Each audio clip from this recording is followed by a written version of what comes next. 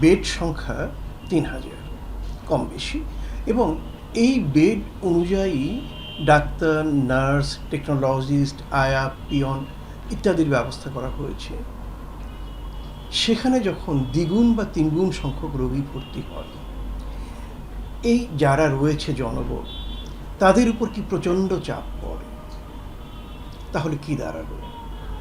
18 কোটি দেশের মানুষের দেশে জনপ্রতি যে শয্যা সংখ্যা থাকা উচিত তার অনেক অনেক কম রয়েছে, কিন্তু রোগীর সংখ্যা তো দিন দিন বাড়ছে। ফলে হচ্ছে কি, এই স্বল্প জনসংখ্যার চিকিৎসা সেবার ক্ষেত্রে তারা এত বেশি ভারগ্রস্ত হয়ে পড়ে যে তারা তাদের স্বাভাবিক মানবিক আচরণ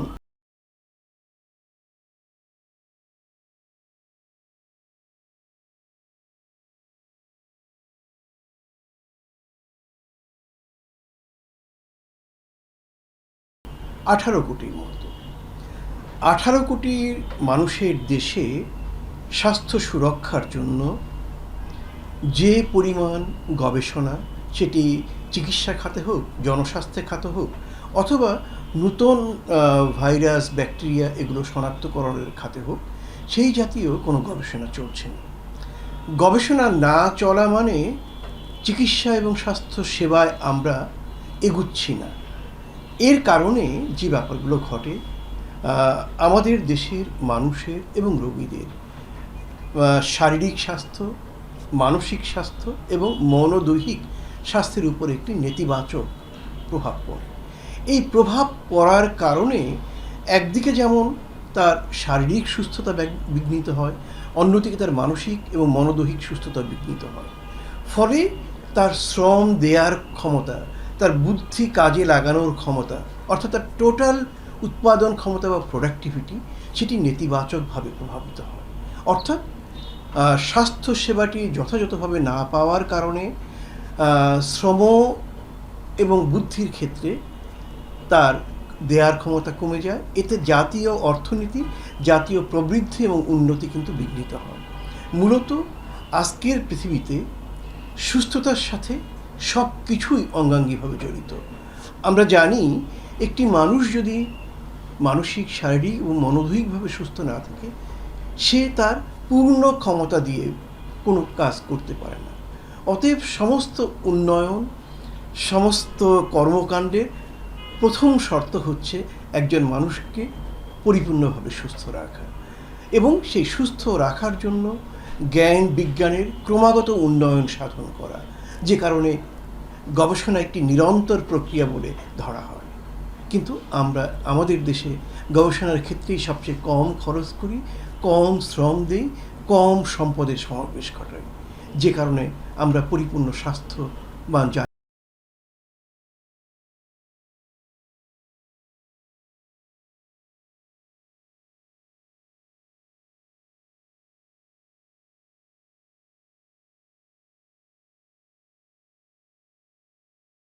আক্রান্ত রোগীর থেকে 18 জনের মতো রোগী সংক্রমিত হতে পারে, মানুষ সংক্রমিত হতে পারে। তো এটিকে প্রতিরোধ হচ্ছে সর্বোত্তম, কারণ হাম যখন সংক্রামক ব্যাধি হিসেবে আত্মপ্রকাশ করে, এর প্রকোপ যখন বেড়ে যায়, তখন রোগীদের চিকিৎসা করে এটিকে প্রতিরোধ করা সম্ভব না। এই জন্য প্রতিরোধের প্রথম উপায় টিকাদান, দ্বিতীয় উপায় টিকাদান, এবং তৃতীয় উপায়ও টিকাদান। শিশুদেরকে সম্ভব হলে শতভাগ, না হলে অন্তত 95% বেশি শিশুকে টিকাদানের আওতায় আনা। দুর্ভাগ্যক্রমে আমাদের দেশে সেই জায়গায় একটা ঘাটতি তৈরি হয়েছে, যে কারণে জনগণের মধ্যে, সাধারণ মানুষের মধ্যে যে সম্মিলিত স্বাস্থ্য সুরক্ষা ক্ষমতা হামের বিরুদ্ধে, যেটাকে আমরা হার্ড ইমিউনিটি বলি, সেটা ভেঙে চৌচির হয়ে গেছে। ফলে হামের একটি প্রাদুর্ভাব, মহামারী সুলভ প্রাদুর্ভাব ঘটেছে। এখান থেকে মুক্তি পাওয়ার প্রথম পদক্ষেপ হচ্ছে সবাইকে টিকার আওতায় আনা। দ্বিতীয় হচ্ছে, যদি কারোর শরীরে জ্বর, ঠান্ডা লাগা, হাঁচি, কাশি বা চোখ লাল এরকম কোনো কিছু আমরা দেখি, তখন কিন্তু সেই বাচ্চাটিকে বা রোগীটিকে আমরা দ্রুত অন্যদের থেকে আলাদা করে ফেলবো, যাকে আমরা আইসোলেশন বলি। তাকে স্কুলে পাঠাবো না, এবং যেখানে জনসমাবেশ ঘটে, মানুষ যুক্ত থাকে, সেখানে আমরা পাঠাবো না। অন্যদিকে কোনো স্কুলে যদি কোনো শিশুর বা ছাত্রের শরীরে জ্বর ইত্যাদি লক্ষণ দেখা দেয়, তাকে আমরা দ্রুত অন্য শিশুদের থেকে আলাদা করব এবং তাকে বিশেষ ব্যবস্থাপনায় মাস্ক পরিয়ে বাড়িতে পাঠাবো এবং অভিভাবককে বলবো দ্রুত চিকিৎসকের পরামর্শ নেওয়ার জন্য। এবং জ্বরের রোগীর মধ্যে যদি আমরা দেখি যে গা ছেড়ে দেওয়া ক্লান্ত ভাব, অথবা অসংলগ্ন কথা বলছে, অথবা খিঁচুনি, অথবা শ্বাসের টান, তীব্র জ্বর, পানি শূন্যতা, ডায়রিয়া ইত্যাদি যদি আমরা দেখি, অথবা তীব্র কাশি, তখন তাকে দ্রুত হাসপাতালে নিয়ে আসবো। যদি এই কাজগুলো আমরা একত্রে করতে পারি, সাথে টিকাটা ঠিক মতো দিতে পারি, তাহলে ধীরে ধীরে হাম নিয়ন্ত্রণে আসবে।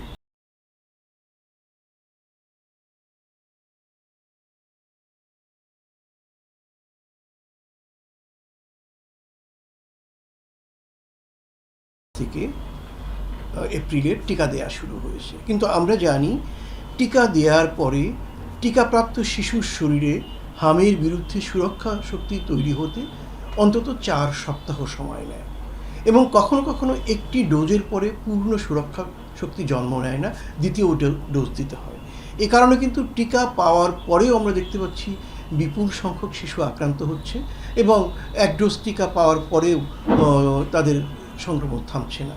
এ কারণে টিকা দিলে 1 ডোজ টিকা দেওয়ার পরেও কিন্তু সংক্রমণ হতে পারে, এবং 4 সপ্তাহ না যাওয়া পর্যন্ত হামের সংক্রমণের হার কমার সম্ভাবনা থাকবে না। আমরা প্রত্যাশা করছি আগামী 2 থেকে 3 সপ্তাহের মধ্যে যারা হামের টিকা পেয়েছে তাদের মধ্যে সংক্রমণের হার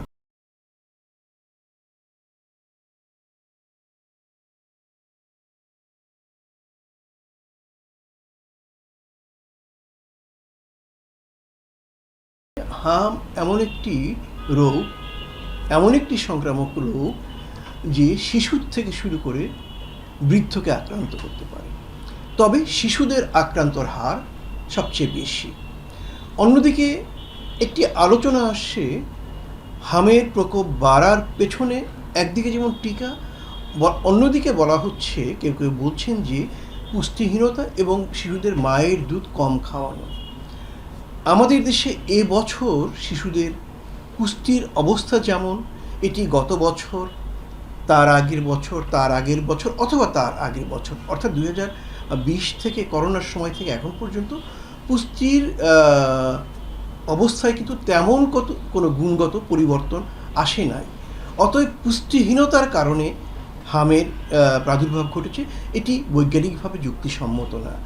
অন্যদিকে এই দেশের মায়েরা শিশুদেরকে যে হারে বুকের দুধ খাওয়ায়, এই হারটিও কিন্তু গত 10 বছরে বা তারও বেশি সময়ে কোনো নেতিবাচক প্রবণতা পড়ে নাই বা কমে নাই।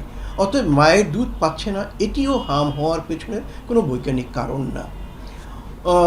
আমাদের দেশের একটি অংশ শিশু, একসময় সেটা 25% ছিল, এখন 30 বা 31% শিশু পুষ্টিহীনতায় ভুগছে।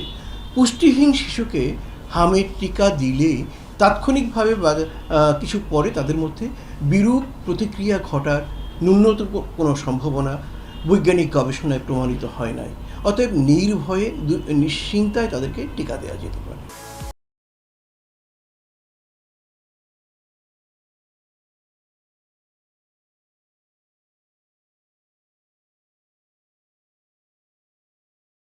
প্রাইভেটগুলো বা শিশু হাসপাতাল, সেগুলো তো শিশুদের জন্য রাখা হয়েছে বা শিশুরা সেখানে যায় মেনলি। তারপরেও কিন্তু আমাদের ডিএনসিসি যেটা মহাখালীতে অবস্থিত, সেটা আগে কোভিডের সময় কোভিড হাসপাতাল নামে ছিল, এরপরে ডেঙ্গুর সময় আলাদা করে অ্যাসোসিয়েশনে রাখা হয়েছে। এখন হামের সময় কিন্তু আমরা বাচ্চাদেরকে বা যে কোনো যেহেতু বাচ্চারা বেশি আক্রান্ত হচ্ছে সেখানে কিন্তু আমরা পাঠাই। তারপর কিছু তো শিশু হাসপাতালে চলে আসে তাদের মতো করে। সেখানে যদি বলি ব্যবস্থাপনা সব জায়গাতে আসলে কিছু তো আছে। আপনার যদি বলেন যে ডাক্তারের স্বল্পতা থেকে শুরু করে অন্যান্য স্বাস্থ্যকর্মী স্বল্পতা আছেই, সেটা তো অচিরে হয়তো বা রাতারাতি তো পরিবর্তন করা যায় না, হয়তো বা সেখানে নিয়োগের মাধ্যমে আস্তে আস্তে করে আরও ডাক্তারের সংখ্যা বাড়িয়ে না আসতে অন্যান্য স্বাস্থ্যকর্মী সংখ্যা বাড়িত আস্তে আস্তে করে জনসংখ্যার সাথে ঠিক করা হবে। কারণ আমাদের যত জনসংখ্যা 18 কোটি, সে অনুপাতে কিন্তু ডাক্তার একদমই কম। অন্যান্য স্বাস্থ্যকর্মীরা কম আছে।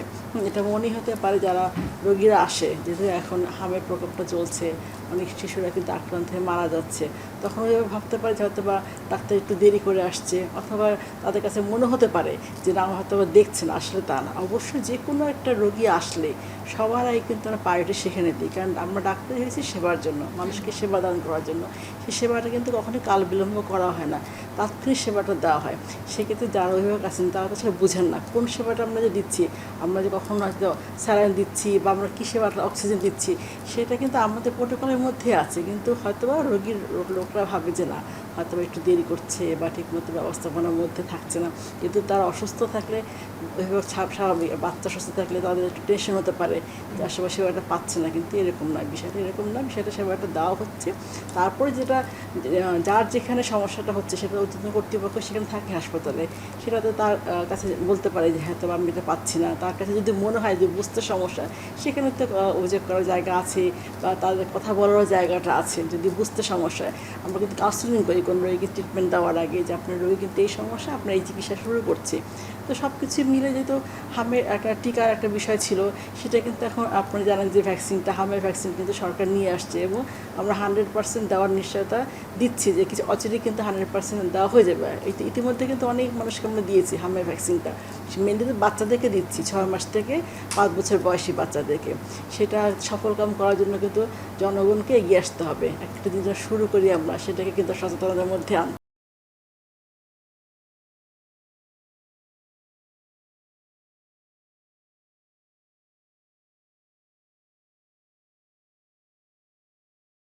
তো আপনি জানেন যে টিকার একটা সমস্যা ছিলই, যে কোনো কারণ হোক না কেন প্রত্যন্ত অঞ্চলে হয়তো বা ওই আমরা যেভাবে 97% ভ্যাকসিন দিয়ে থাকি সেটা কিন্তু হয় নাই। তো এই সরকার এসে কিন্তু আপনারা জানেন খুবই দ্রুত ভ্যাকসিনটা নিয়ে আসছে, এবং তাদের কিন্তু আমাদের কার্যক্রমের মধ্যে আছে মানুষকে ভ্যাকসিনেশন প্রদান করার থেকে শুরু করে স্বাস্থ্য ব্যবস্থার উপরে ঢেলে সাজানো। সেটা তো সময় সাপেক্ষ বিষয়, কারণ আস্তে আস্তে করে একটু সময় নিয়ে তো কাজগুলো করতে হয়। সেক্ষেত্রে কিন্তু ভ্যাকসিনের ক্ষেত্রে কিন্তু সময় নেওয়া হয়নি, দ্রুত কিন্তু ভ্যাকসিন টেনে দেওয়া হচ্ছে, এবং সময় একদমই তো অল্প হাতে কম সময় ছিল। তো এই এখন যখন ঢেলে সাজানো হচ্ছে, নিশ্চয়ই সামনে অবশ্যই অনেক সুফলতা বা সফলতা যদি বলেন সব কিছু বয়ে নিয়ে আসবে। এবং শুধু এই ভ্যাকসিন ক্ষেত্রে না, সব কিছু ক্ষেত্রেই স্বাস্থ্য ব্যবস্থাপনার দিক থেকে সেটাকে আমাদের কিন্তু ব্যবস্থাপনা আরও বেশি উন্নত করার চেষ্টা করা হচ্ছে, বা অবশ্যই উন্নত করা হবে। কিন্তু জনগণের সম্পৃক্ত হয়ে কাজটা করা, সব কিছু মিলে এখন যেগুলো যেগুলো আমাদের সংকট আগে ছিল, সেটা কিন্তু সংকট নিরসনে আমরা কিন্তু কাজ করে যাচ্ছি। সরকার অবশ্যই কাজ করে যাচ্ছে, জনগণের সেবার জন্যই আছে। তবে জনগণকে ধৈর্য ধারণ করতে হবে, যে কোনো একটা কিছু যখন প্রকোপ দেখা যায় সেটা কিন্তু একদম খুব দ্রুত কিন্তু নির্মূল হয়, একটু সময় লাগে। সেক্ষেত্রে ধৈর্য ধারণ করে যে কাজগুলো আমরা করছি সেটার উপর আস্থা রেখে সেগুলোকে মেনে চলা। যেমন ভ্যাকসিন যখন দিচ্ছি আমরা, ভ্যাকসিনটাকে যাতে শিশুর আওতায় আসে সেটারও কিন্তু ব্যবস্থা রাখা দরকার। এবং যখন ছোঁয়াচে হাম আক্রান্ত থেকে কিন্তু 15 থেকে 18 জনে ছড়িয়ে পড়ে, এই যে ছড়িয়ে যাতে না পড়ে ওই বাচ্চাটাকে আইসোলেশনে রাখা, তাকে ঠিকমতো কেয়ার করা, সেটা কিন্তু অভিভাবকের দায়িত্ব বা নাগরিকের দায়িত্ব। সেই দায়িত্ববোধ জায়গা থেকে তারা কাজটা করবে, সাথে আমরা তো আছি তাদের সেবার জন্য।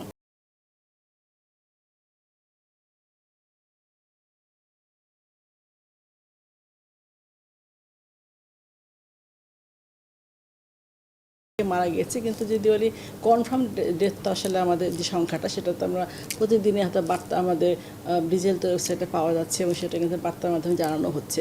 তো সন্তোষজনক মৃত্যু তো অনেক বেশি, আক্রান্ত সংখ্যা বেশি। কিন্তু এই যে যখন আমি আক্রান্ত হচ্ছি, যদি বলি সেটা ডেঙ্গু হোক, যে কোনো রোগে যখন আক্রান্ত হচ্ছি, সেটা কিন্তু জানে যে হামের লক্ষণগুলো কী। হামের লক্ষণ কিন্তু খুব স্পেসিফিক, যেমন যে নাক দিয়ে পানি পড়ছে, চোখ লাল হয়ে যাওয়া, জ্বরের সাথে র্যাশটা ওঠা। হ্যাঁ, এটা দেখার সাথে সাথে অবশ্যই চিকিৎসকের পরামর্শ নিতে হবে, যে বাচ্চাটা যে আক্রান্ত হচ্ছে যদি সুস্থ থাকে, সে যদি খেতে পারে ঠিক মতো, তাহলে তাকে বাসায় আইসোলেশন রাখতে হবে। হাসপাতালে কিন্তু সবাই ভর্তি হওয়া দরকার পড়ে না, সবাই কিন্তু বেশি সিরিয়াস হয়ে যাচ্ছে না। যারা খুব বেশি প্রতিরোধ ক্ষমতা অনেকটাই বেশি দুর্বল, যারা খুব বেশি বমি করছে, খেতে পারছে না, অথবা শ্বাসকষ্ট হচ্ছে, বেশিরভাগই কিন্তু নিউমোনিয়া মারা যাচ্ছে। এই জিনিসটা খেয়াল রাখা দরকার, তখন দ্রুত তাৎক্ষণিক হাসপাতালে ভর্তি হতে হবে। আদারওয়াইজ পেশেন্টটা কিন্তু থাকলে বাসা থাকতে পারছে, এবং খাওয়ার দিকটা খেয়াল রাখতে হবে যে খেতে পারছি কিনা। অপুষ্টি একটা বড় বিষয়, ভিটামিন এ ক্যাপসুলটা কিন্তু আসলে তখন ওই সময় কিন্তু অনেকে খাওয়ায় নেই। এই ক্যাপসুলটা হামের ক্ষেত্রে অনেকটা প্রয়োজনীয়, এটা আমরা যেন ভিটামিন এ ক্যাপসুলটা এখন দিচ্ছি হামের সাথে। এই জিনিসটা পুষ্টি এটা ঠিকমতো দিতে হবে। অপুষ্টির শিকার বাচ্চাগুলো বেশি আক্রান্ত কিন্তু মারা যাচ্ছে। অপুষ্টির শিকার যেন বাচ্চারা না হয়, ঠিকমতো তাকে খাওয়ানো, কেয়ার করা, এবং সাথে যদি বলি সবার ক্ষেত্রে যদি বলি স্বাস্থ্যসম্মত খাওয়া, ঠিকমতো ঘুমানো, এক্সারসাইজ করা, এটা কিন্তু অবশ্যই দরকার।